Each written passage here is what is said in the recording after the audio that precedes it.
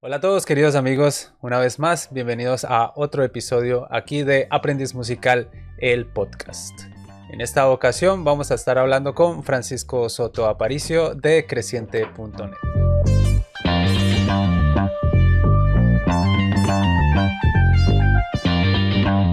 Bueno, Francisco es músico, guitarrista, compositor, docente también. Vamos a estar charlando un rato, conociendo un poco más de su vida, de su experiencia en la música y de su experiencia como compositor y docente. Él tiene una academia de enseñanza musical en línea llamada Creciente, así que también invitadísimos a pasarse por allí. Vamos sin más dilación con la conversación con Francisco Soto Aparicio. Bienvenidos. Francisco, bienvenido. Muchísimas gracias por aceptar la invitación al podcast de Aprendiz Musical. ¿Cómo vas? Muchas gracias. Aquí todo bien, de día feriado, así que muy tranqui. Qué bueno. Bueno, vamos a comenzar un poco por el principio, por estos primeros momentos, primeros pasos, primeros ambientes. ¿Cómo Ujú. fue esos primeros acercamientos al aprendizaje musical y que desembocaron en dedicarse a la música? Bueno, mi situación es un poco distinta a algunas que quizás estuvieron muy expuestas de chiquititos para, digamos, que tomaron clase de piano o que en la familia había más músicos, sino que en mi caso no.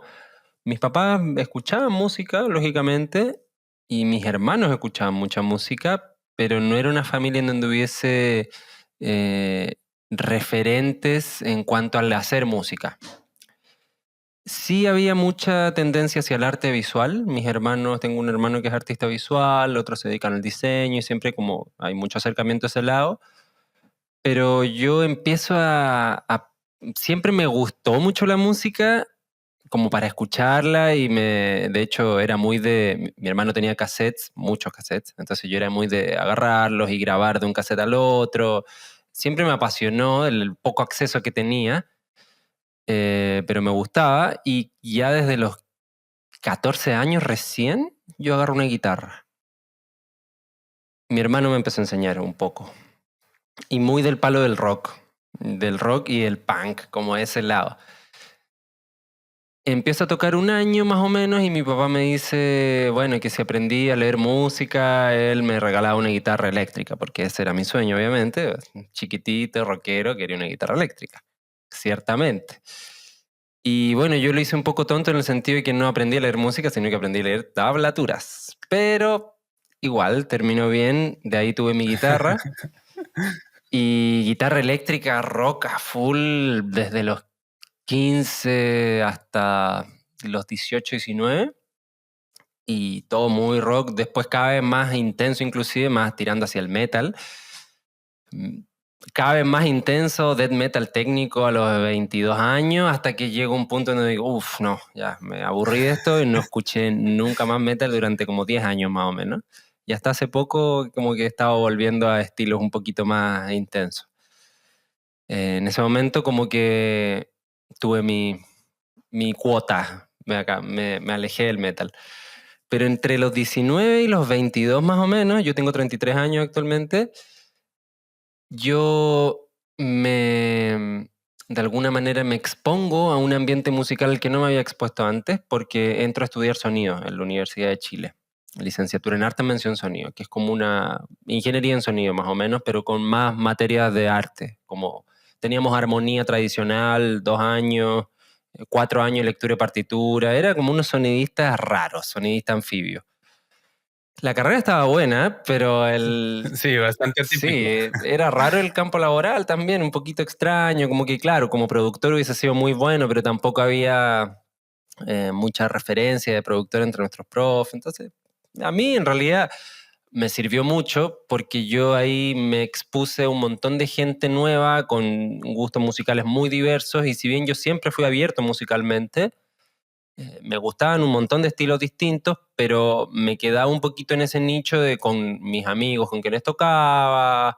En cambio acá hubo una exposición grande en que todos mis compañeros de sonido en ese año, a mis 19 años más o menos, todos escuchaban cosas distintas y me empecé a obsesionar con entender cada vez más de diversas músicas. Y ahí empecé a meterme más en el jazz y ya como en tercer año empiezo a estudiar música académica escrita para cuarteto de cuerdas principalmente, con un profe que me hizo clases como 2 años, clases particulares, y ahí empecé a ir en picada en la carrera, porque ya me había pasado las cosas interesantes y se me acabó el estímulo. Y tenía electroacústicas y electrónicas que eran difíciles y yo estaba ya me había obsesionado con la composición en realidad, como a los 23, 22, 23. Y bueno, de ahí seguí estudiando con profes particulares hasta hace poco que me metí a estudiar composición en La Colmena y me metí a primer año, pese a que yo llevaba muchos años componiendo, muchos años con profes, mucha música escrita ya, mucho trabajo a mano, qué sé yo.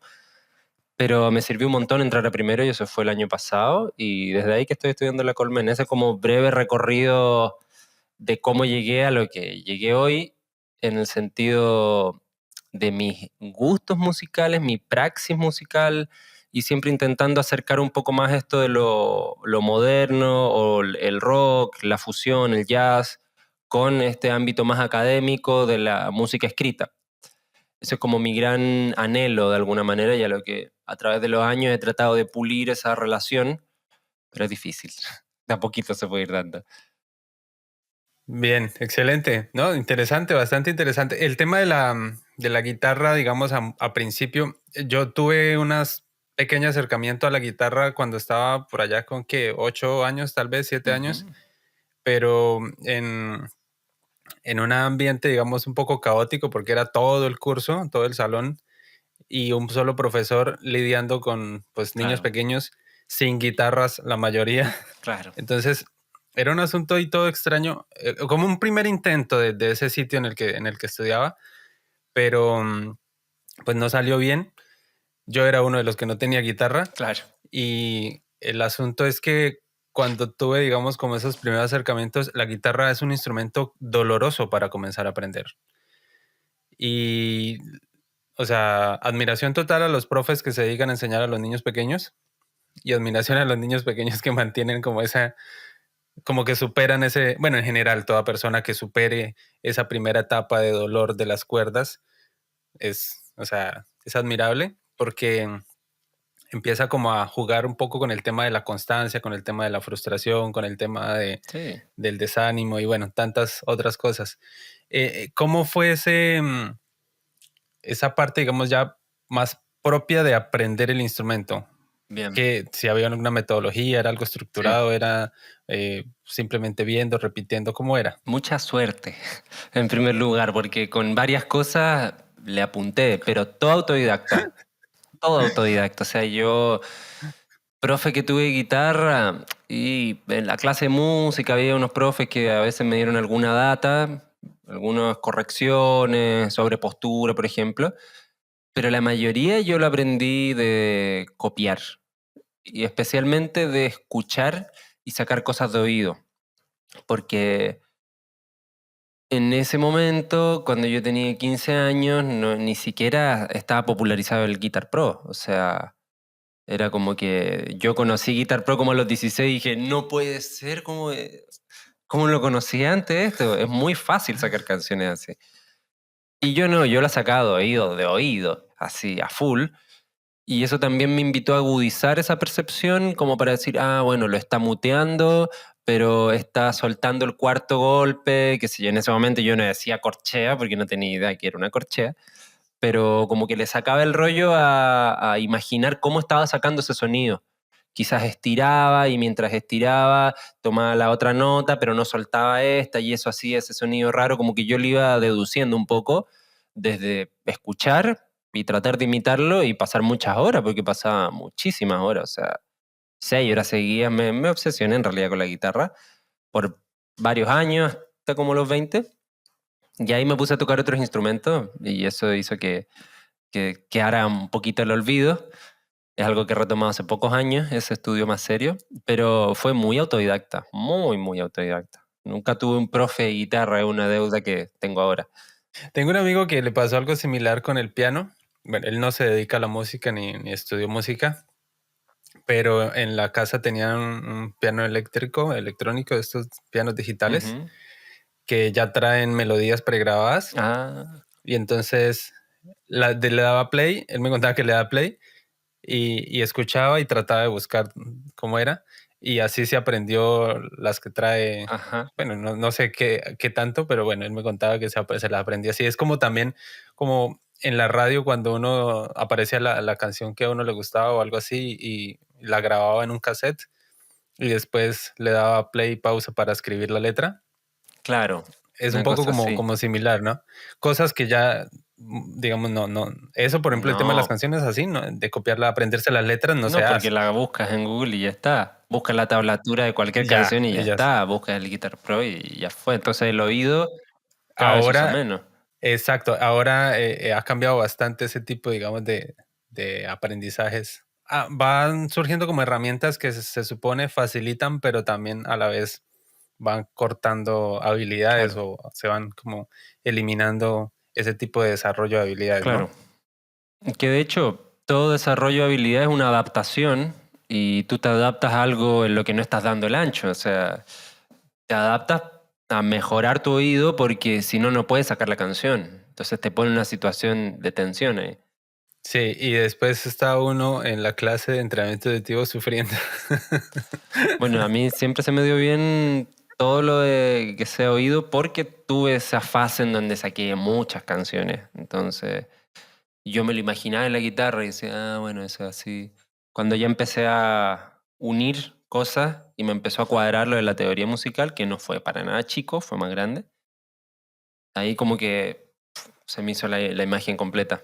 Muchas personas o muchos músicos que aprenden otros instrumentos que, digamos, populares, pero en otro tipo de música, les pasa lo mismo. No sé, trompetistas, clarinetistas, flautistas, que, que también, digamos, como que aprenden un poco de esa manera, desarrollan como ese tipo de habilidades también auditivas, hasta algo como que a veces se deja como de lado o asume que todo el mundo debería poder ser capaz, que es el tocar en grupo o el acoplar, el escuchar al otro.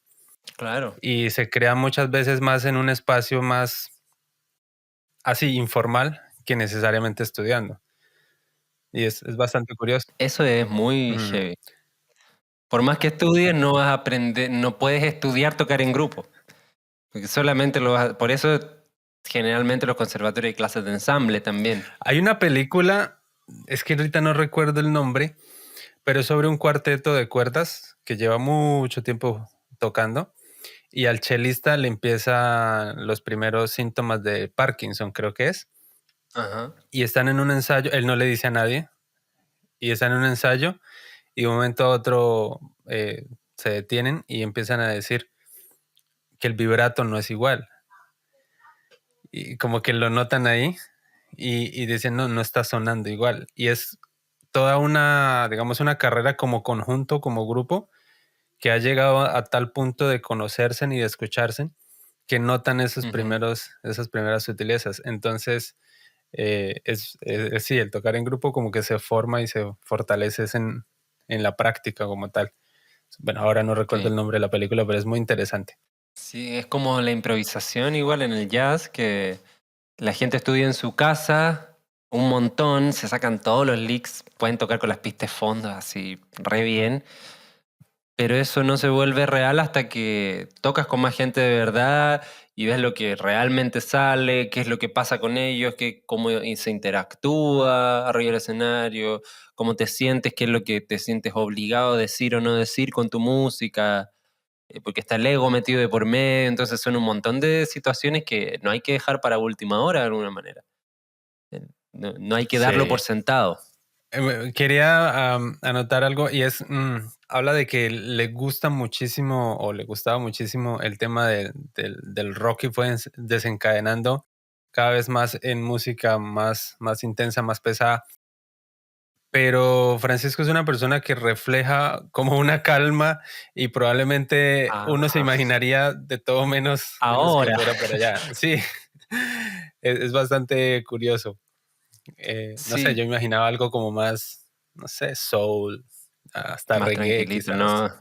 No, de hecho, no. O sea, ponte tú a los 18 años, yo escuchaba mucho estilo de música, también porque una de las grandes influencias musicales fue mi hermano mayor, Cristian, que escuchaba mucha música. Entonces me llegaba un montón por chorreo, un montón de música. Y en general, todos en mi familia, mis hermanos escuchaban bastante música. Pero yo tocaba en un grupo más de metal, Megadeth, Metallica, Pantera, esa onda y cantaba también. Así, oh. Y eso hasta los 22. O sea, yo seguía escuchando mucha música también, pero uno de mis grandes troncos musicales de tocar era eso, esa corriente más extrema. Pero al mismo tiempo yo era una persona muy distinta a quien soy hoy en día. Yo a los 23, 24 más o menos, tuve un quiebre en mi vida bueno, dejo la carrera que estaba estudiando, sonido, y me voy esto está en Santiago de Chile, la capital de Chile.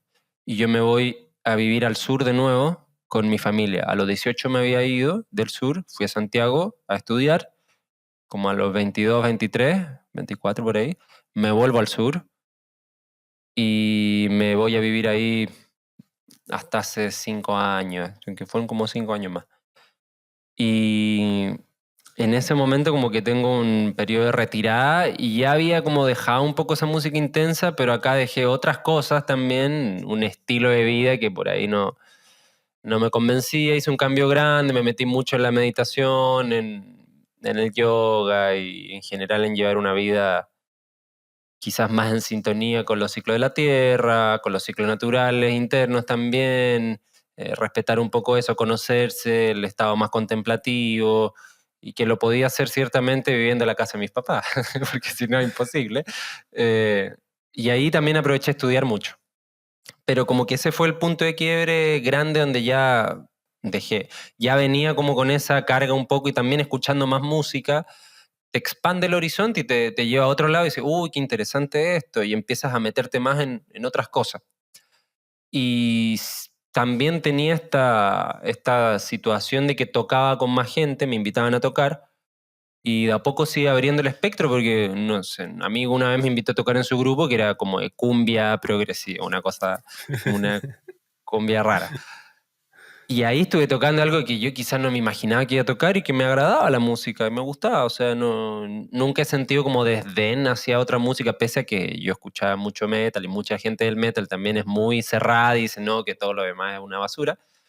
Yo nunca sentí eso, pero quizás no tenía el entorno social también como para empezar a interesarme en otras músicas, y eso se dio a través de sonido y se consolidó ya cuando me fui ahí al sur. Era como que no quería escuchar eso, quería escuchar otras cosas, y también estaba tocando y escribiendo otras cosas que nada que ver. Entonces, como que siempre me mantuve con un amor muy grande por el rock progresivo, pero esos extremos ya como que los dejé. Claro, como buscando un poco más un equilibrio, ¿no? Sí, ¿no? Hay grupos, a veces escucho música muy intensa ahora y me da como entre risa y también energía y digo, wow, qué fuerza los tipos. Tengo un amigo que él también es guitarrista. Él aprendió, digamos, un poco con músicas del campo, rurales y música Ujú. folclórica. Luego estudió pues la guitarra clásica y, y siempre fue también muy fan de ciertos grupos de rock en español. Y como que también era bastante selectivo, digamos, en el tipo de música que le gustaba. Y también como que generaba esa idea de que es muy cerrado a qué hacer con el instrumento. Se veía como muy sagrado el instrumento como para incluirlo en cosas con las que no comulgaba, ¿sí? Claro. Y una vez, no nos veíamos así como mucho, no tenía mucho contacto, y vi que tenía una foto con un grupo de música de esta regional mexicana, como, Ajá. como digo yo, música de cantina. Y, y fue bastante curioso y bastante chistoso, y entonces pues obviamente le preguntaba. Y él decía, no, que realmente fue una experiencia inesperada y que también muy gratificante para él, porque a él le gusta arreglar y le gusta componer. Y era el que hacía los arreglos, era el que hacía los arreglos del grupo. Claro. Y obviamente pues toda esa exposición pues trae siempre nuevos aprendizajes. Entonces a veces Sí, como que creo que también hace parte un poco de la madurez del músico, no ser tan sectario de pronto, claro. sino más abierto a otras, como a otras músicas. Sí, y cuando se da, y depende de la edad también, hay edades en las que uno puede, o sea, si me preguntas ahora yo sé lo que quiero hacer y tengo bastante claras mis influencias, mi estilo, lo que se me da bien, lo que se me hace cómodo, lo que se me hace incómodo, y no quiero tocar en casi ningún proyecto ya que no sea el mío, pero en su momento toqué cosas muy dispares, de la misma noche pasando de uno a otro, mucho tiempo tocando blues, tocando batería en grupo de blues. Como que ese enriquecerse de experiencias tuvo su época también. Un momento en que yo tenía más tiempo disponible. Hoy en día, si tú me preguntas, hey, tengo un proyecto así y quiero hacer esto y aquello, aunque me interese, no no puedo priorizarlo porque estoy a full y voy a priorizar mi proyecto. Como Claro. que depende un poco de la época en la que uno esté y hay épocas también que te permiten más ese tipo de experiencia y otras que no. Entonces también es importante tener eso de ser selectivo, tiene un lado bueno y un lado malo, digamos. Hay que como que buscarle la vuelta según mi condición, porque también si yo le digo que sí a todo, después voy a hacer todo más o menos. Claro, claro. Sí, de todas maneras no se puede como rendir igual estando tan, No, tan ocupado y en cosas tan dispares de pronto, ¿sí? sí, Cuando uno está como en una, digamos, en diferentes ambientes de diferentes tipos de músicas, siempre hay como chistes y bromas como muy selectivas. En el caso de la música popular, he escuchado mucho eso de que quiere que un guitarrista deje de tocar, póngale delante una partitura.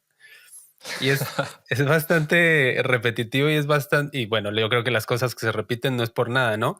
Hay mucho guitarrista que de verdad no, digamos, empírico, guitarrista que se sí. ha formado solo o en espacios informales, no necesariamente lee partitura y no sé si de pronto ha notado si eso ha sido un diferencial, si de pronto después de las clases de lectura y escritura de partituras ha cambiado algo, se abrió un nuevo horizonte, o cómo es esa experiencia desde ese lado.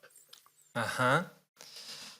Primero, yo creo que eso depende un poco de, porque imagínate, tú ver una persona que toque violín y que no lea nada es raro porque dentro de su ambiente lo más normal en la formación es que lean, o sea, es parte del método. En cambio, hay contextos guitarrísticos en donde, en primer lugar, no es parte de la tradición, porque simplemente muchos de quienes grabaron las grandes canciones en los 60, los 70, los 80, muchos no leían ni una nota.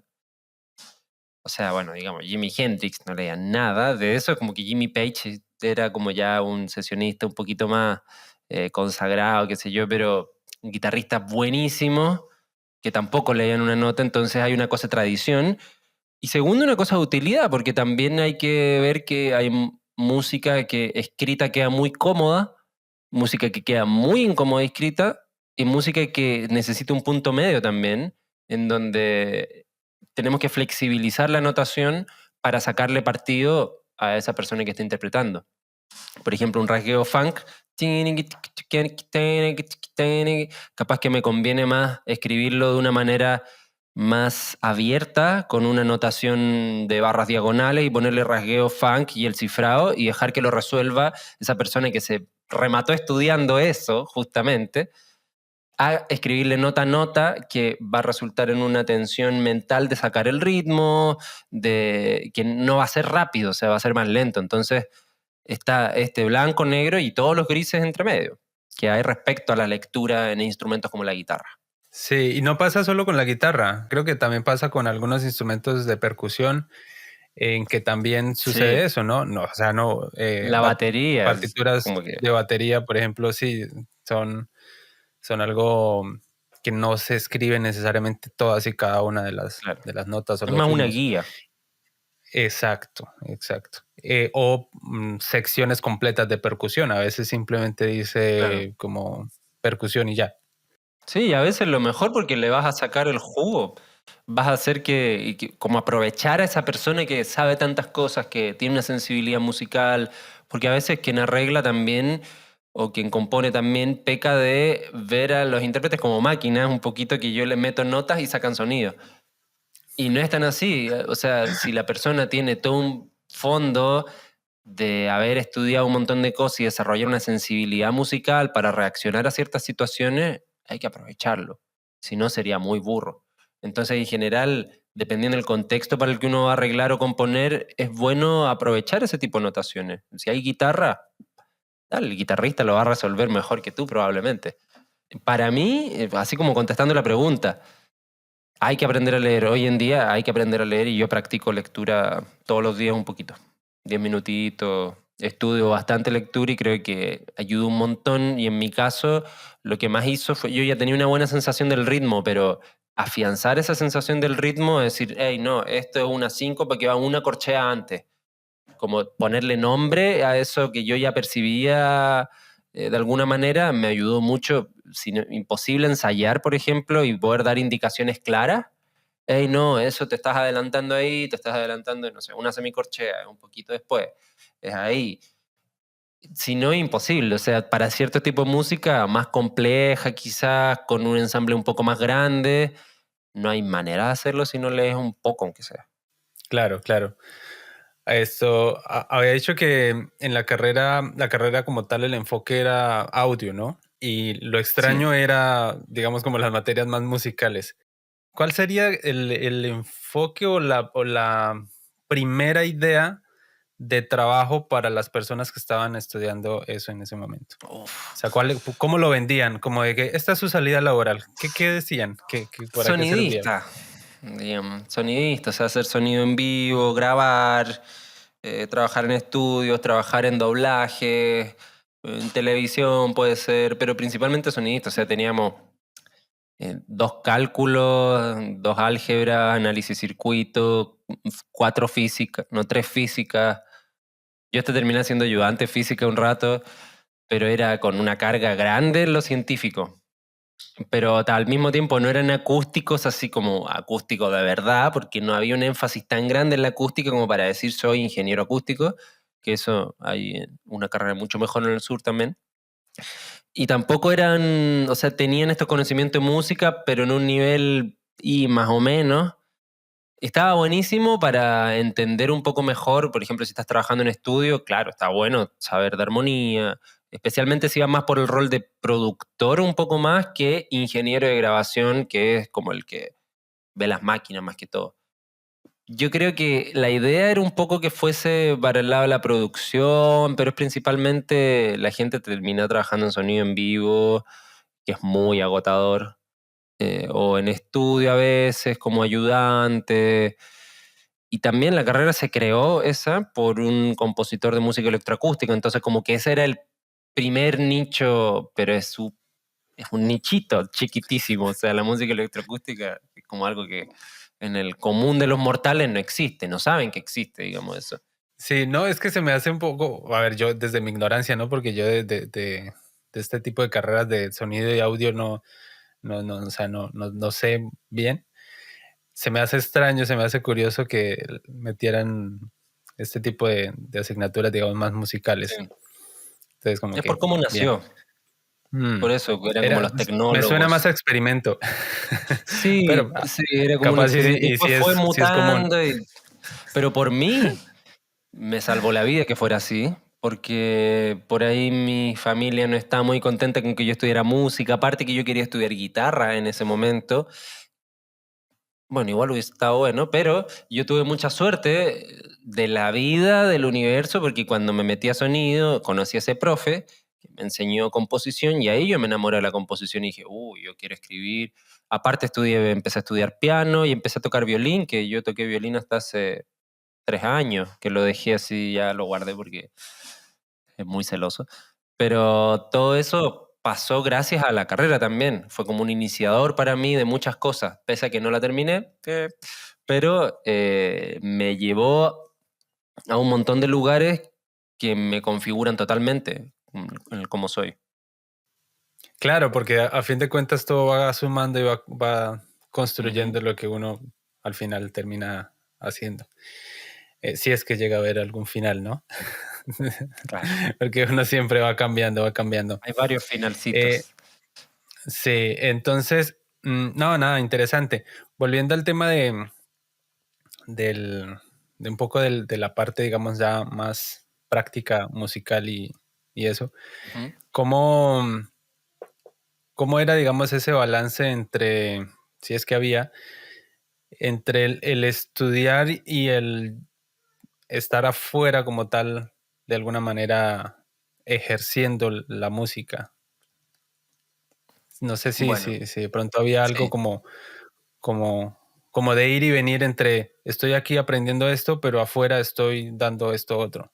No sé si se claro. complementaba, era muy diferente. Bueno, una interesante pregunta.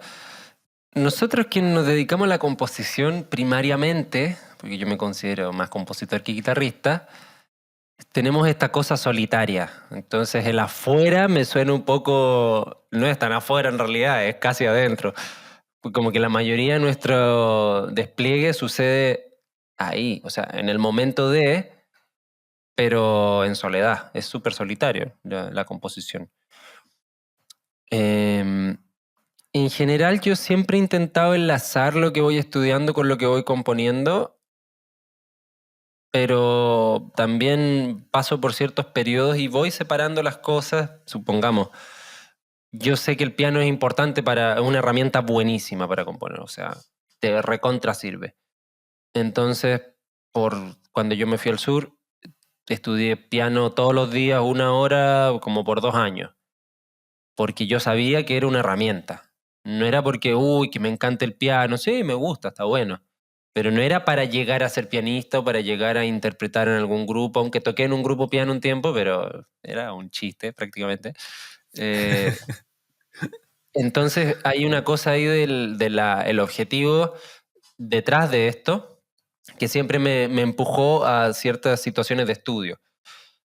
Pero yo no sé si te sabría decir cuál era ese. Siempre, como que yo necesitaba componer, siempre lo necesité. Y cuando estuve más tranquilo en el sentido de vivir con mis papás, que no tenía que gestionarme tantas cosas más que la comida, básicamente, o sea, no tenía que pagar un techo y eso es un montón, es la mitad de la vida.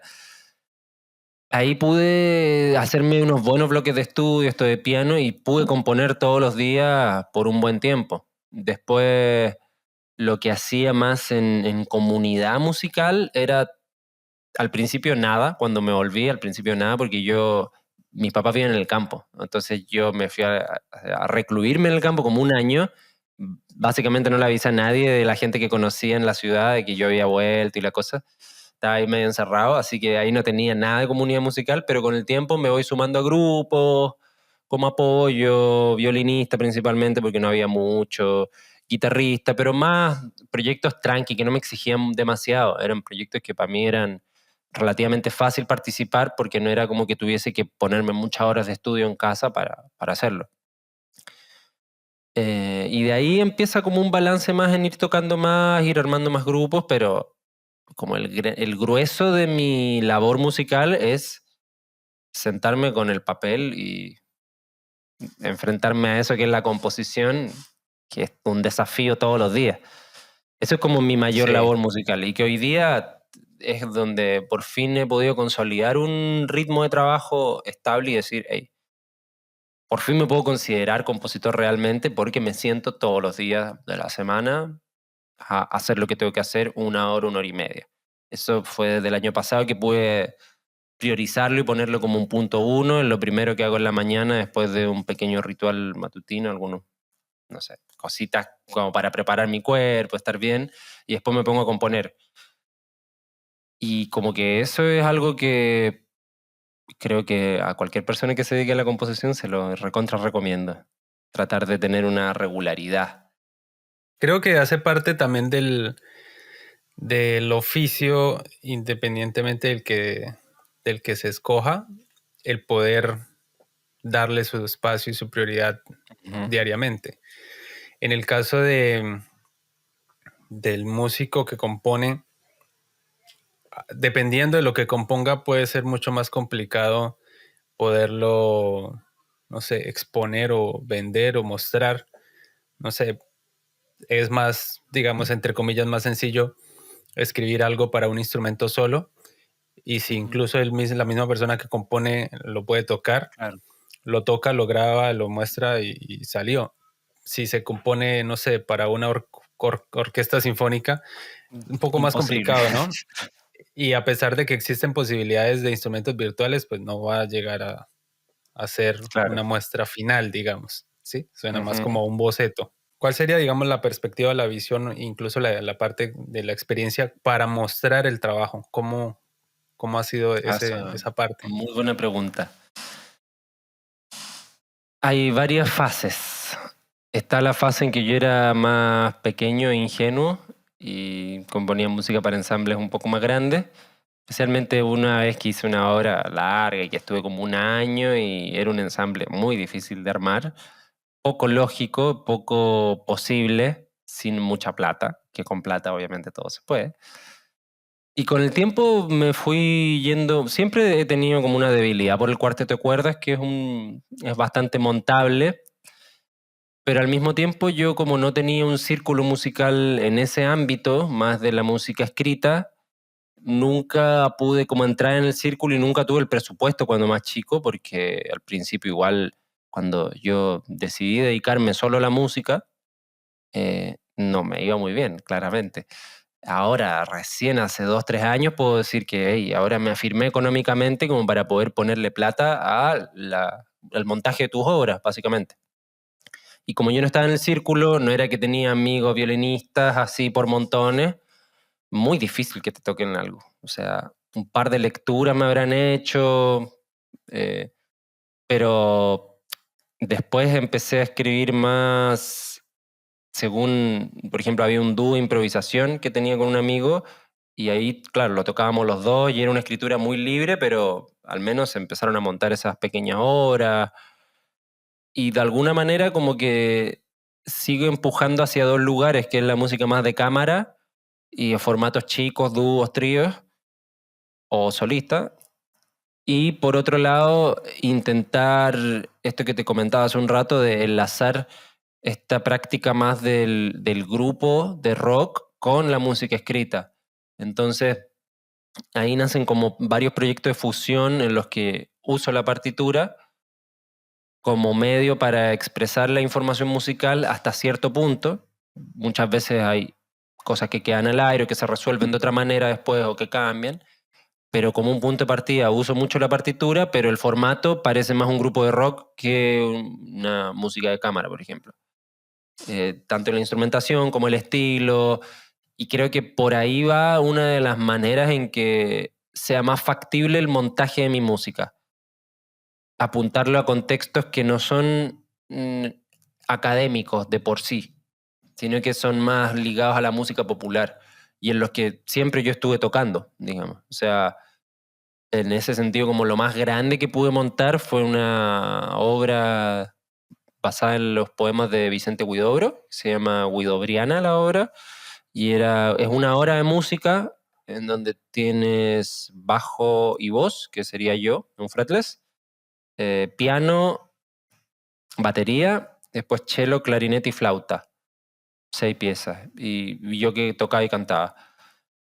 Y después hay algunas pistas que suenan de fondo que son pregrabadas y que ahí es donde descansamos un poquito, porque una hora de corrido es un poquito intenso, entonces había como interludios donde había pistas de fondo.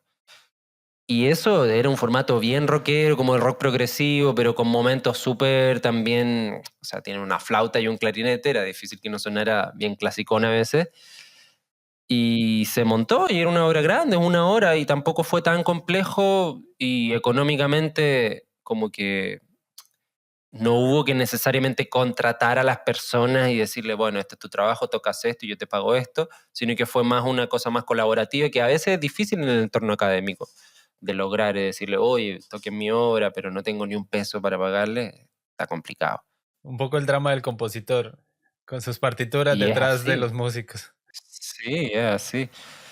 Es bastante terrible esa situación, pero por eso yo como que voy apuntando cada vez más y cada cierto tiempo me recuerdo, hey, tienes que dedicarte más a tu ensamble.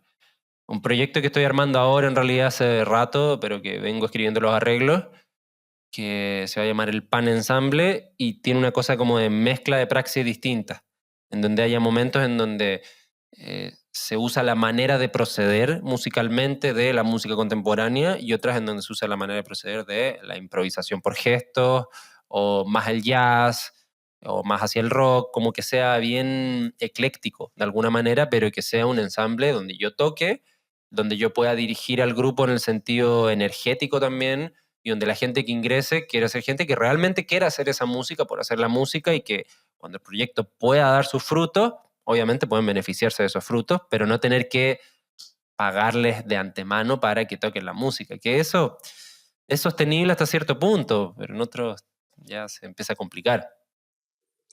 En el caso de, digamos, de la parte de vender como tal el producto, hay mucha música bastante comercial, bastante, digamos, consumible, que no quiere decir necesariamente que sea más fácil de vender, pero que digamos como que sí, de alguna manera la gente también está más abierta a escuchar y, y a veces uno charla con personas que componen y hay una gran parte de compositores que no quiere entrar ahí, que no quiere irse por ese lado, como que, sí, ahora hace un rato decía que ya había, digamos, como definido un poco el tema de qué es lo que quiere hacer, que ya sabía qué es lo que quería hacer y el estilo y todo eso. Encaja dentro, este tipo de música que compone, encaja dentro de este tipo de música, digamos, fácil de consumir. Mm. Más fácil de consumir que algunas músicas, digamos. O sea, como que hay un espectro gigante. Es mucho más fácil de consumir que Ligeti o Stockhausen, pero también es más difícil de consumir que Shakira, por ejemplo. O sea, mi lenguaje apunta un poquito al jazz fusión, pero de una mirada un poquito más moderna y tal vez no tanto desde la visión del jazz, sino que más con la práctica. Pero diría que no es tan fácil de consumir. Y también como que yo apunto siempre compositivamente a un poliestilismo, de que puede aparecer algo muy raro, entre comillas, y 10 segundos después que aparezca algo absolutamente consonante que me recuerde a Bach, no sé, como que me interesa ese choque de situaciones y poder integrarlas. Uno de mis referentes en ese sentido es Alfred Schnittke, que como que te pone cosas una ahí y otra ahí que son totalmente dispares. Entonces, a mí me interesa esa búsqueda de juntar cosas que sean muy escuchables. No le tengo nada de miedo a que sea muy consonante o a que tenga un ritmo muy marcado o a que sea muy bailable. Por mí, genial. No tengo problemas con eso.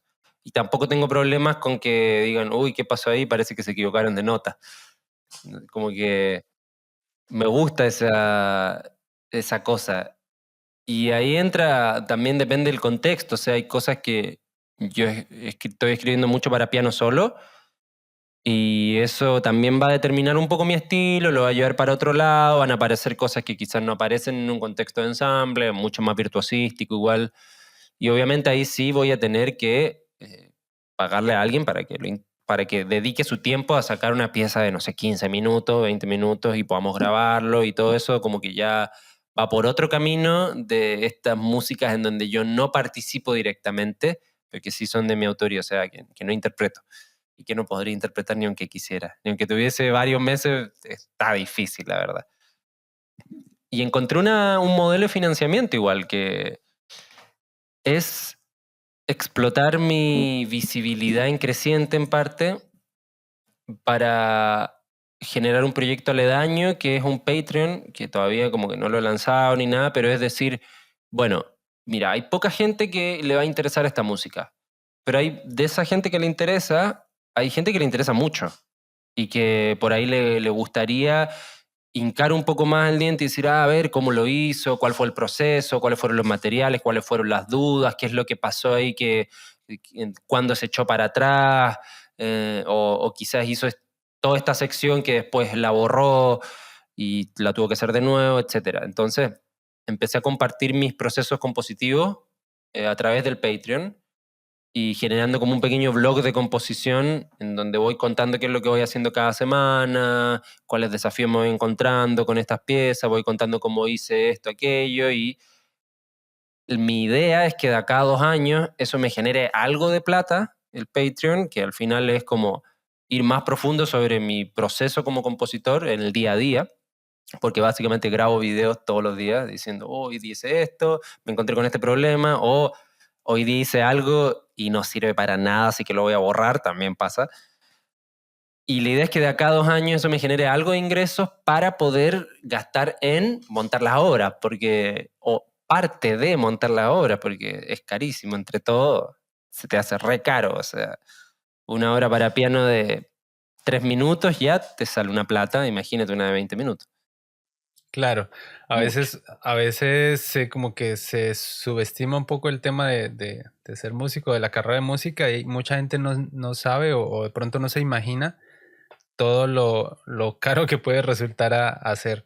Y sobre todo cuando hay unos como unos estereotipos o nos venden como unas imágenes de éxito que pareciera que son Ujú. estándares y como que de ahí no se puede hacer algo distinto. En ese sentido, ¿cómo podríamos definir un poco el éxito de un compositor?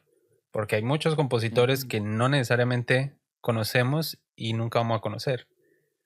Y a veces se piensa que el éxito está en ser reconocido y no sé, ¿cómo lo definiría usted? Está bueno eso. Hay varios factores en juego, pero uno de los principales es la industria y la mentalidad moderna también, cómo está, cómo se piensa ese éxito y qué tipo de éxito hay, porque quizás para uno que está dentro de la música, quizás éxito es que, no sé, que te hagan un encargo, que te manden a componer algo y de antemano ya sepas que te van a pagar por eso, es como que, uy, qué bien. Para quien se dedica a la composición es como ganarse una lotería, solo que, bueno, obviamente hay mérito detrás. Pero eso al ciudadano de pie no le interesa. No lo sabe, no sabe cómo es el mecanismo. No es éxito eso, sino que éxito es que uno ponga compositores en Google y te salga esa persona. O que componga la música para una película, por ejemplo, o para un juego, o para una serie. Entonces depende del ojo con el que se lo mire y obviamente nuestro ojo dentro de la industria musical va a ver otras cosas que quizás no se ven desde el ojo común. Para mí, y no sé qué tanto me interesa el éxito como tal, pero sí creo que es muy importante lograr que tu arte te sostenga, de alguna manera, aunque sea aledaña. O sea, si es que yo no pensaría en, hey, yo como compositor me voy a ganar la vida con mis obras, con la plata que me dé, no sé, de Spotify, voy a tener 800 recontra mil visitas y eso me va a dar plata. Está difícil, muy difícil, pero sí sé que como educador puedo sostenerme. O sea, como que ahí hay que buscarle la vuelta que tu arte de alguna manera se sostenga y sea entre esas distintas facetas, porque yo no conozco a nadie que se dedique a la música y que tenga solo una faceta musical, es decir, no, yo solamente toco y nada más y solamente toco este estilo, sino que en general andamos por aquí, por allá, un poco por allá, y la mayoría hacemos un poco de clases, o sea, ese es como el por defecto de cómo nos sostenemos, pero para mí el primer escalón de ese éxito sería lograr sostenerte bien y no tener que resolver día a día el techo y la comida, porque eso no te va a dejar crear tan libremente. O sea, por más que tú digas, no, pero sí vivo comiendo arroz y vivo debajo del puente, pero estudio guitarra 24/7, no sé si funciona así, yo creo que no, en realidad necesitas resolver tus necesidades básicas primero. Y para eso hay que tener un sustento. Y después vamos a poder hacer arte mucho mejor porque también vamos a tener esa tranquilidad mental, especialmente para componer. O sea, yo si tengo una discusión y después quiero componer, es difícil que lo pueda hacer. capaz que sí, pero es como que voy a tener la cabeza en otro lado. Y si tengo problema de plata, problema de sueño, problema de hambre, no voy a poder estar en esa calma que necesito para meterme al 100% en mi práctica, en lo que voy a componer o en sea lo que sea que voy a hacer musicalmente. Entonces, para mí ese es como el primer escalón de un éxito. Y después creo que eso ya es muy personal, pero es ser fiel a lo que cada cual tiene dentro. O sea, ser fiel a ti mismo. Creo que eso es un gran éxito desde mi punto de vista. Como que, por ejemplo, si en tu ambiente, no sé, gente que estudia composición y en su ambiente está muy mal visto ser consonante porque es todo ultramoderno, pero yo quiero ser así, esa es mi música y ¿qué te importa a ti? O sea, si tú la disfrutas, genial, y si no la disfrutas, también genial, porque para eso hay un montón de música. No se trata de que haya una mejor que otra, sino que hay un montón de música porque hay un montón de gustos diversos.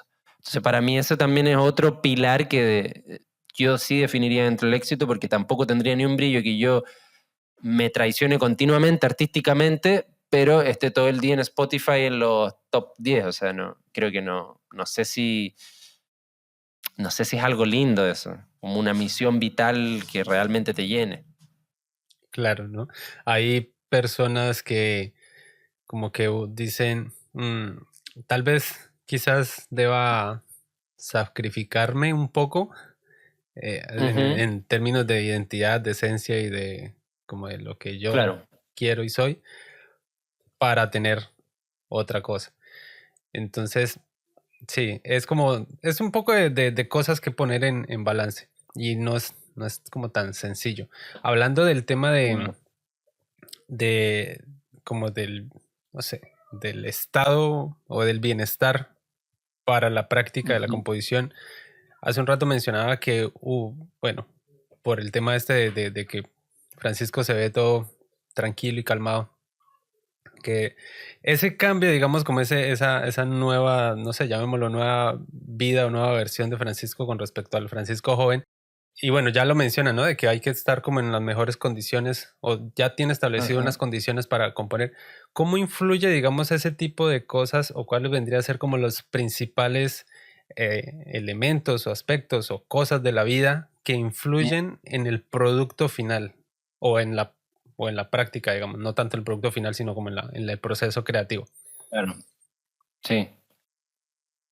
Yo hace un tiempo empecé a fijarme mucho en mis hábitos y a desarrollar hábitos que me permitan eh, tener un mejor desempeño.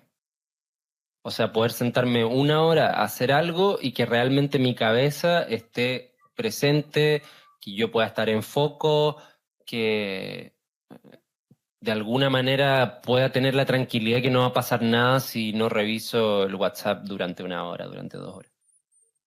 Y en ese sentido, lo que yo hago es que tengo dentro de mi rutina diaria, desde que me levanto, ciertos hábitos que me generan un impacto positivo a través del día y me hacen como estar en mi mejor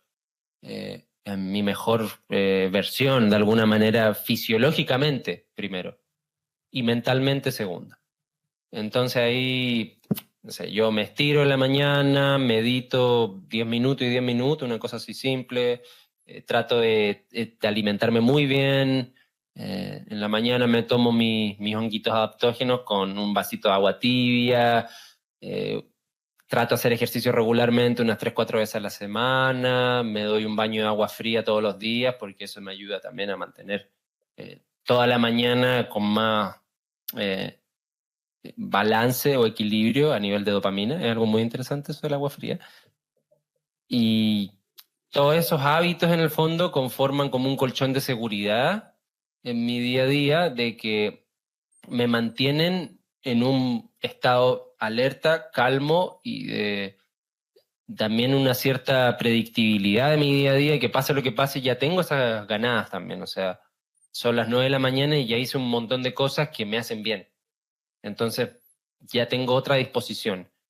Mi cabeza está más clara, sé que si tengo que resolver un problema no lo tengo por qué resolver ahora, jamás me metería el teléfono primera cosa en la mañana, por ejemplo, sino que paso a dejar un par de horas. Y todas esas cosas configuran unas condiciones ideales para que yo me siento entre las 8 y las 9 de la mañana y puedo dedicarme 1 hora y media a eso que tengo que hacer, que para mí es lo más importante, que es componer, dependiendo del proyecto en el que esté, y hacen que eso sea posible de la mejor manera, ¿cierto? Que como que creo que el cuerpo, mantenerlo en un buen estado y la cabeza mantenerla en un buen estado, o con una cierta higiene, es crucial para cualquier trabajo, porque si no, imagínate, compongo, hago creciente y estudio. O sea, tengo como 50 y tantas horas de actividad a la semana y si es que no, no podría. O sea, en parte, muchas de las actividades que hago son protectores para eso. O sea, al almuerzo trato de darme una pequeña siestita con una relajación profunda de 10 minutos, leer algo, son cosas que me protegen para no quemarme, porque si no estaría recontra quemado. El mismo ejercicio, salir a correr, todo, o cocinar, son cosas que hacen que no me asquee de mi trabajo. En mi caso a mí me sirve no obsesionarme tanto, porque antes me obsesionaba mucho y podía despertarme en la noche pensando en la música y no está bueno porque descansan mal, y si descansan mal, después hay parte del oficio de componer que no es tan ay, inspiración, sino que de estar vivo y verla, y ver cosas matemáticas a veces que están pasando, situaciones técnicas que no tienen que ver con no estar súper inspirado, sino que tienen que ver con algo de un pensamiento racional muy claro y directo. Y para eso hay que estar muy vivo, muy inteligente, digamos. Y para eso hay que dormir bien. Entonces, actualmente muchas de esas actividades son protectores para que mi cabeza funcione bien y mi cuerpo funcione bien, y con eso igual, igual me quemo, porque he hecho muchas cosas en realidad últimamente, pero vamos buscándole el equilibrio a tener un espacio más contemplativo quizás entre medio y por ahí creo que la moraleja de eso es como que no siempre más es más realmente, o sea, no porque hagas más el resultado realmente va a ser más, sino que a veces hacer menos va a hacer que ese resultado se convierta solo en más.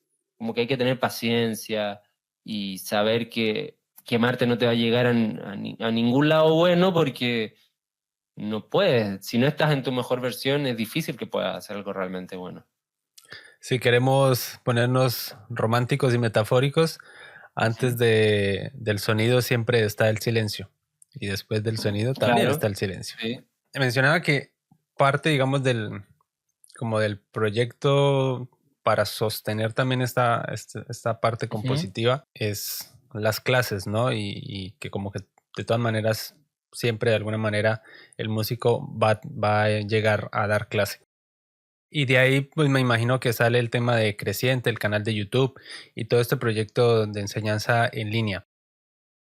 ¿Cómo sería, digamos, ese comienzo? ¿Qué oportunidades vio en Internet?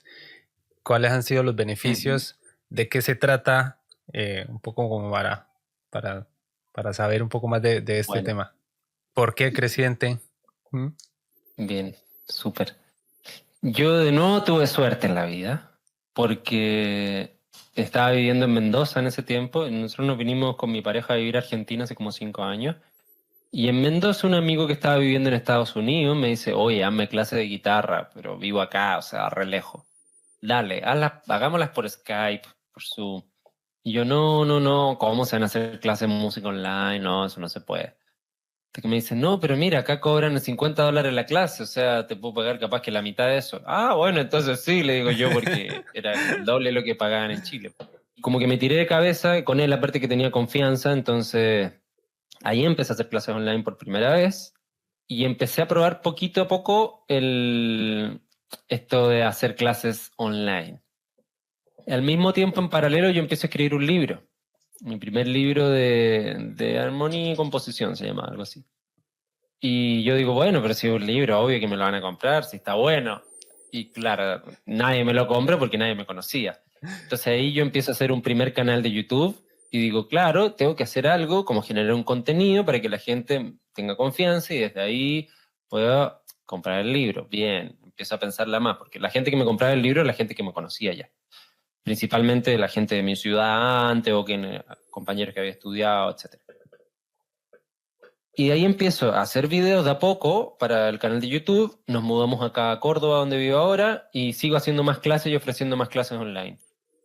Sigo haciendo, después empiezo a hacer talleres grupales, online también por Zoom, y ya más orientado a la composición. Al principio era como que, bueno, ¿qué quieres aprender? Y yo te hago la clase, de lo que sea. Porque obviamente yo necesitaba estudiantes. En ese momento no podía regodearme y decir, no, yo voy a enseñar solamente lo que yo quiero enseñar.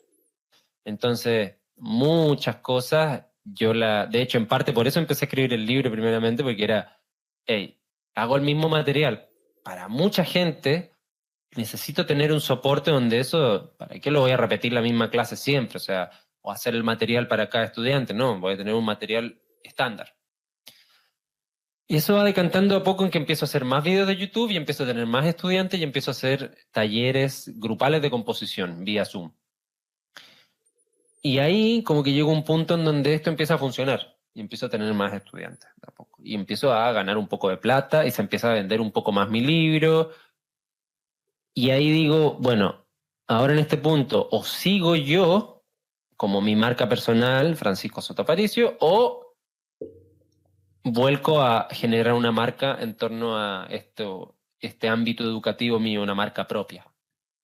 Y ahí Pauli se le ocurre el nombre Creciente. Y ahí empecé a hacer los primeros videos con Creciente, que, bueno, son los primeros videos del canal, pero yo ya llevaba la experiencia del canal antiguo. Y aparte empiezo a mudar esos contenidos educativos que yo tenía, el libro y todo eso, lo empiezo a mudar a Creciente, al formato de Creciente, lo empiezo a dividir, ese libro ya está más que muerto, ya no existe. Se convirtió de alguna manera en otros materiales que ahora están en creciente.net. Y en ese punto yo tengo que aprender todo lo que significa tener un negocio digital. Entonces paso como 1 año, 2 años tomando todas las formaciones posibles, desde contabilidad para emprendedores hasta copywriting para poder vender, diseño web, un montón de cosas. Entonces aprendo todo eso de fondo. En ese tiempo yo no estudiaba, sino que solo trabajaba mucho en Creciente, mucho, mucho. De hecho componía muy poco porque estaba a full generando nuevos cursos, haciendo los talleres que hacía, todavía tenía clases particulares en ese momento, pero a poco como que me puedo dar ese lujo de, hey, yo quiero enseñar esto, yo quiero enseñar composición y lamentablemente no te puedo hacer clase de otra cosa porque eso es lo que yo quiero enseñar. De a poco me voy pudiendo dar ese lujo y a poco voy pudiendo ir empujando hacia lo grupal, creciente, y de a poco voy consolidando más los contenidos también en base a una pedagogía que trate de hacer que sea más cercana a la enseñanza de la teoría básica, en primer lugar, y de acercarse un poco a la composición desde un lugar que no sea ni muy jazz, ni muy clásico, o sea, como que tenga un mundo medio en donde los ejemplos puedan ser del pop, del rock, que pueda haber una aplicación quizás de concepto de teoría básica, pero que no suene tan clásico, que no sea para piano solo, sino que pueda hacerlo para guitarra y bajo, como de buscar un punto medio y más cercano a las realidades musicales de mis estudiantes, que son súper variadas igual. Y de ahí como que va saliendo creciente un poco y configurando lo que ahora es el camino formativo, que son varios cursos, que son largos, son de 8 meses, entonces la gente va yendo clases sábado por medio, por 8 meses seguidos, mientras va estudiando contenido que ya está pregrabado, entonces ven su contenido, leen sus partes y llegan a la clase con ese contenido predigerido y ya podemos profundizar un poco más, jugar, hacer actividades en vivo, etcétera. Entonces de a poquito como que fui configurando este camino para enseñar la composición, poner a disposición un montón de materiales y una metodología híbrida de alguna manera entre lo online, como on demand, con esto de la cercanía de las clases, de poder ahí interactuar y generar más roce.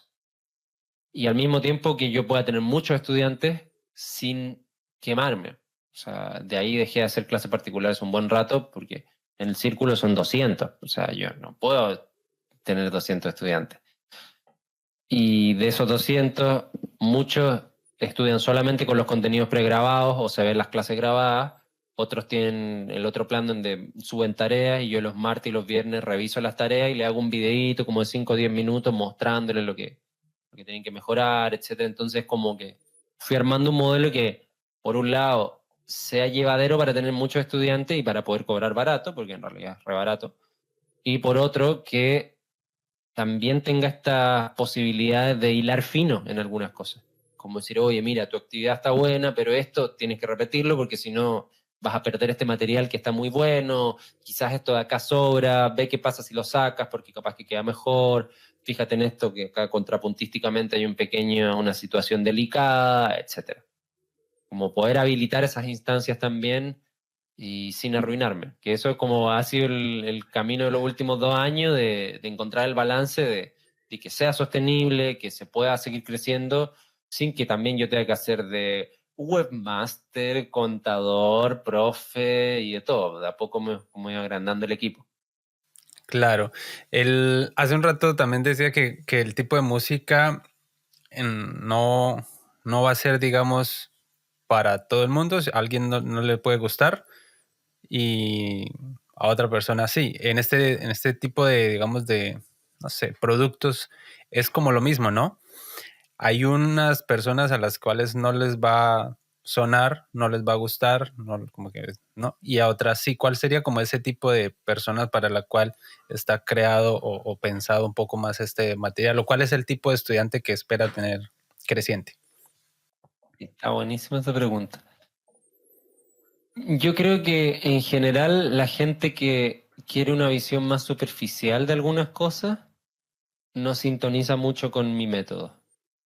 O la gente que quiere tener técnicas avanzadas, pero poder quizás explorarlas más por su lado, tampoco, porque es un método lento, bastante lento. O sea, de repente uno se lee un libro de armonía moderna y en 30 páginas pueden haber pasado toda la materia que yo paso en un año de armonía, porque yo voy profundizando en algunas cosas y voy tratando de que las sientan, de que las aprendan a escuchar. Entonces es un proceso muy lento, requiere paciencia.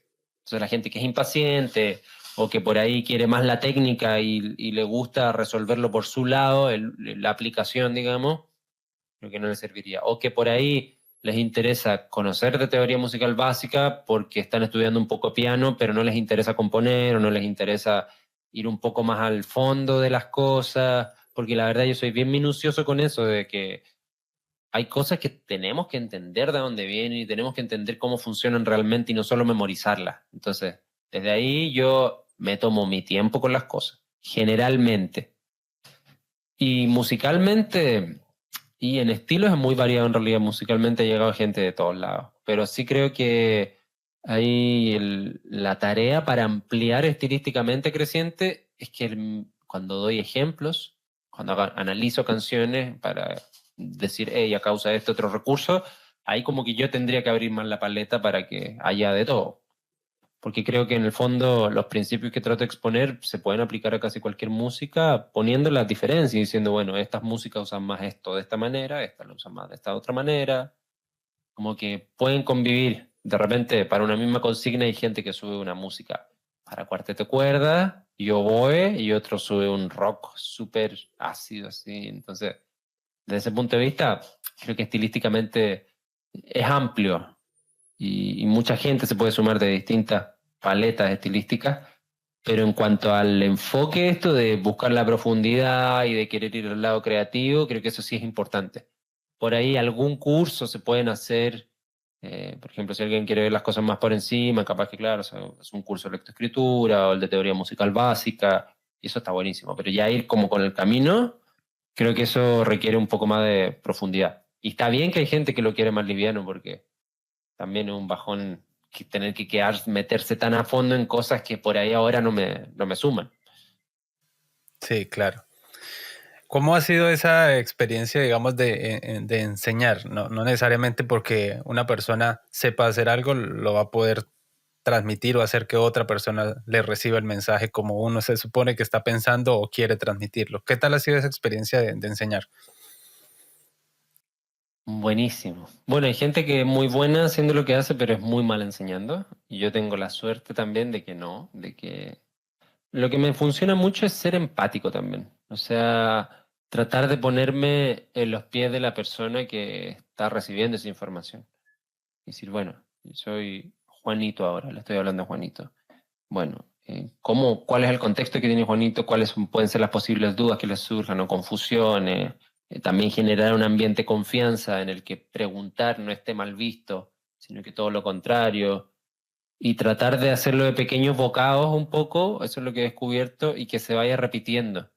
O sea, no intentar de que absorban esta información de una, sino que sea circular. Que esto aparezca aquí, después aparezca de nuevo allá y aparezca hasta que lo vaya integrando la persona de alguna manera. Después creo que esto de la velocidad, lo que decía, también es otra lección que he tenido de enseñar, porque al principio todo yo lo pasaba mucho más rápido y fui dando cuenta que, hey, la clase no es para ti, es para esa persona de ahí, o sea, no se trata de ti. Y eso es como una de las grandes lecciones de ser profe, no se trata de uno, o sea, a veces hay gente que yo veo dando clase y que como que, oye, en realidad como que estás mostrando que sabes un montón y está genial, pero eso no es dar una clase, eso es, no sé qué será, pero dar una clase se centra en las personas que la están recibiendo. Y para eso hay que situarse mucho de cuál es su contexto, qué es lo que saben y lo que no. A veces, inclusive, abstenerse de hacer algunas acotaciones más avanzadas porque los puedes confundir. Entonces, como dar la cantidad justa de información mezclado con encontrar la manera de decirlo, el ritmo para decirlo, los ejemplos que vas a usar, los apoyos gráficos, que en el caso de la educación online, la gran ventaja que tiene por sobre bueno, tiene un montón de desventajas frente a lo presencial, obviamente, pero la ventaja que sí tiene es que los medios audiovisuales funcionan mucho mejor, muchísimo mejor, y que te queda la grabación y que tú pones Cordy y le tocas las notas y te las pone ahí en excelente calidad, le compartes la pantalla con el MuseScore y se ve súper bien. Entonces eso no lo puedes lograr en presencial. O yo hago trabajos grupales de repente, últimamente lo hemos estado haciendo y Zoom te separa distintas salas y uno comparte pantalla mientras los otros le van dando indicaciones, no, hagamos así, hagamos así. Y eso es difícil de lograr en una situación presencial, de que haya 4 máquinas ahí y todos estén ahí juntos componiendo, está complicado. Entonces desde ahí como que iba configurando estos lineamientos para hacer una buena clase, pero siempre le voy pillando la vuelta de nuevo, especialmente en cuanto a los contenidos y el orden de los contenidos, en los ciclos de composición decreciente. Cada año yo voy diciendo, ah, mira, esto le falta, esto capaz que debería ir antes, esto aquí confunde y no suma, esto debe ir después. Y ahí como que iba reconfigurando y este año me voy a dar una labor inmensa que es grabar todo mi curso de nuevo, todos los de composición lo voy a grabar todo de nuevo porque desde 2 años, 3 años que grabé algunos, como que encuentro que puedo mejorar muchísimo el orden de los contenidos al final, como yo los voy disponiendo, la secuencia para maximizar según lo que he ido aprendiendo. O sea, también soy obsesivo en eso de, bueno, no obsesivo, pero me interesa mucho recibir la retroalimentación de esas personas que reciben lo que yo les enseño, por un lado, y por otro lado, ver sus errores. Decir, hey, en esto están fallando todos. Entonces, no, quizás, por ejemplo, el entrenamiento en interválica le está faltando profundidad porque siguen fallando con los intervalos, o quizás no hice suficiente énfasis en que tenían que seguir estudiando eso después, aunque ya hayan pasado la materia, porque lo vas a usar toda la vida.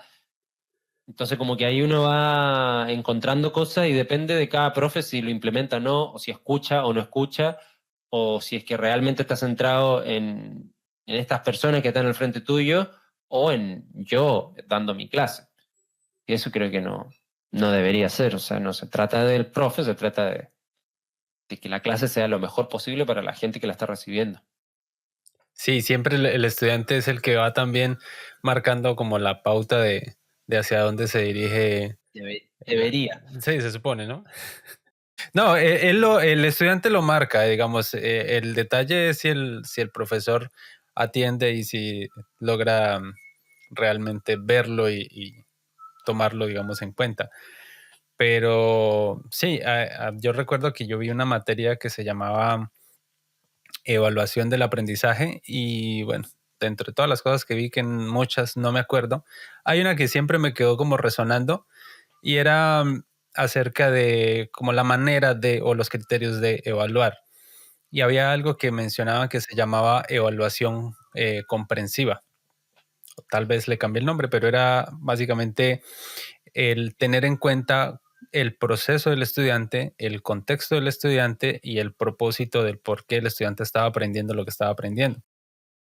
Y Eso está buenísimo. me quedó bastante marcado porque a veces se limita uno como de que el profesor dice, yo voy a enseñar esto y el propósito mío de enseñar esto es que el estudiante llegue a tal lugar.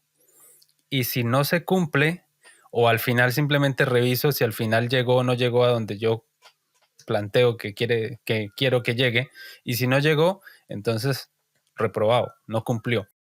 Pero quizás eso no está en concordancia con lo que el estudiante quiere o con lo que el estudiante espera tener también de la materia, porque a veces hay materias o hay temas que el estudiante no quiere, pero es labor del profesor Claro. mostrarle que es necesario para lo que necesita, ¿sí? ¿Qué es lo que necesita para llegar a donde quiere llegar? En fin, hay muchas cosas, pero sí, el asunto, y estoy totalmente de acuerdo, el asunto gira más en torno al estudiante que al profesor. Y al final de cuentas, la labor del profesor va más allá de simplemente el contenido de lo que está enseñando. Eh, es, es como que el contenido, la materia o como tal la información es un vehículo, es una herramienta para algo más grande.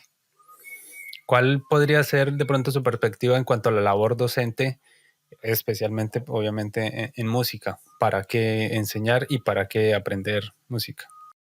Yo creo que lo que hay que hacer generalmente es tender puentes con la realidad musical. Y creo que es lo más difícil, porque tú estás enseñando teoría musical básica, estás enseñando interválica, y de repente a esa persona se le hace muy abstracto, como que es algo que está por ahí dando vueltas en algún universo mental, racional, pero no hace la relación directa con la música que está escuchando.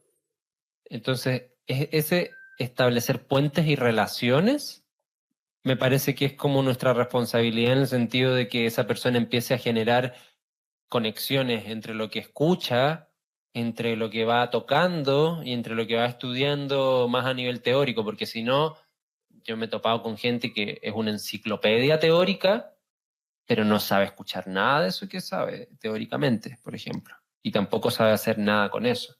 Y ni siquiera ha estudiado piezas que usan esos conceptos, sino que simplemente sabe que existen, que el sustituto tritonal es por el taca, taca, ta, y tiene una oncena aumentada, y se lo saben como una enciclopedia, y eso es una tremenda falta a nivel docente, encuentro yo, porque es como que no le sirve de nada si lo estudia así. O sea, es una demostración de que sí, tengo una buena memoria, pero es eso nomás, no tiene más que eso. Entonces creo que una de las labores grandes es generar esas conexiones en que la persona pueda relacionarlo a su propio universo musical, a lo que escucha en el día a día, a la música que toca en el día a día, y que cada pequeño concepto se vaya como enlazando con eso, cosa que se vaya generando una situación más orgánica, y esto de establecer relaciones, yo creo que muchas relaciones, o sea, mientras más relaciones haya, el conocimiento va a ser más sólido. Yo no tengo por qué estudiar intervalos de una sola manera, sino que veo esto y después veo esto otro y voy haciendo la relación y digo, ah, claro, porque esto era así, entonces por eso esto es así, y veo las cosas de dos puntos de vista y los dos puntos de vista me cuadran. Y eso es lo que va haciendo como una formación más sólida, porque en el fondo tengo una red de conocimientos y no solamente una cosita abstracta por acá. Y eso le da sustento, le da suelo. Creo que para mí eso es lo más importante a la hora de hacer clases de música, sea como sea, de que se enlace con la realidad musical de la persona y que se generen conexiones. Porque si yo le estoy enseñando piano y le estoy enseñando por ahí piezas que no le interesa tocar y estoy con Bach y dale Bach y dale Bach y dale Bach y capaz que a la persona ni siquiera le gusta y capaz que quiere tocar los Beatles, no sé. Es como que tendría que ver ahí qué está pasando. Mm, bien, bien, interesante, interesante. Bueno, ya para finalizar, me gustaría que recomendara unas 3 obras que se puedan escuchar en internet, que le gusten mucho y Ah, sí, no sé, como para ir armando como una playlist de recomendados. variadas, variadas. Bueno, discos pueden ser, Puede ser, sí, claro. álbumes. Bueno, de Wayne Shorter, Speak No Evil. ¿Qué tipo de música es? Más o menos. Jazz como medio entre lo modal, pero bueno, Wayne Shorter, tremendo referente para mí, creo que marcó la música de muchas generaciones y creo que es un tremendo disco para escuchar. Speak No Evil, de Wayne Shorter. Después, Turangalila, la Sinfonía Turangalila de Oliver Messiaen. Creo que es una tremenda música para escuchar a quien no tenga mucha conexión con la música contemporánea, porque tiene tanta potencia que hace que te llegue sí o sí. O sea, no tienes escapatoria. Como que creo que es de esas músicas, porque de repente si uno se va a la Segunda Escuela de Viena, Schoenberg, qué sé yo, puede sonar muy ajeno y es difícil entrar, pero con Turangalila a mí me pasa que es como que, como un golpe en la cabeza. Creo que no hay manera que no entre. Y ahí ya tengo dos. Sí. Tercera. Bueno, está difícil. Yo creo que Esperanza Spalding es una de mis artistas favoritas. Creo que es un fenómeno y justamente va muy en la línea de Wayne Shorter. Y hay un disco que se llama, te lo deletreo porque es medio raro. 12 Little Spells, como 12 pequeños hechizos. 12 Little Spells. Y es un discazo de Esperanza Spalding. Creo que para mí el disco, el álbum, es como una obra muchas veces. O sea, es como que tiene una coherencia, especialmente si hablamos de Pink Floyd y cosas así, que ya, sí, es una obra conceptual y todo. Pero un poco el álbum se parece a los ciclos en 4 movimientos de, no sé, una sonata.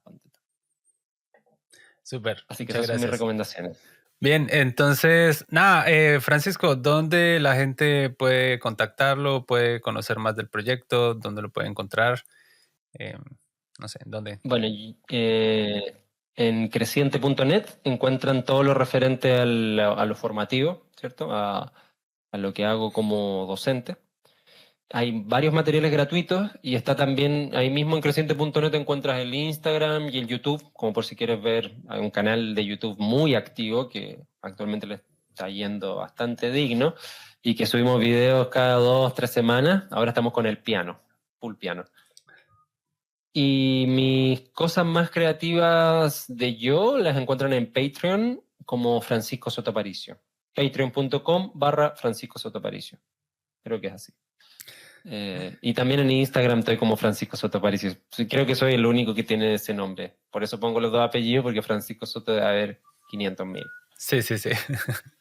De todas maneras, toda esta información queda en las notas del episodio. Bien, entonces creo que esto sería todo. Muchísimas gracias nuevamente y por el tiempo, por el espacio aquí y por podernos dar como esta perspectiva o esta experiencia digamos, de la práctica y el aprendizaje musical. Muchas gracias a ti por la invitación. Y bueno, espero que les sirva de algo, al menos esa es mi experiencia. Y lo que puedan sacar, sáquenlo y hagan su camino. Porque cada cual tiene que hacer su propio camino y el camino de una persona nunca va a ser el camino de otra persona. Muy bien, y de esta manera hemos llegado al final de otro episodio. Recuerden que pueden seguir a Aprendiz Musical en todas las redes sociales y cualquier mensaje también lo pueden enviar a podcast@aprendizmusical.com. Alfonso Ortiz, su anfitrión, se despide.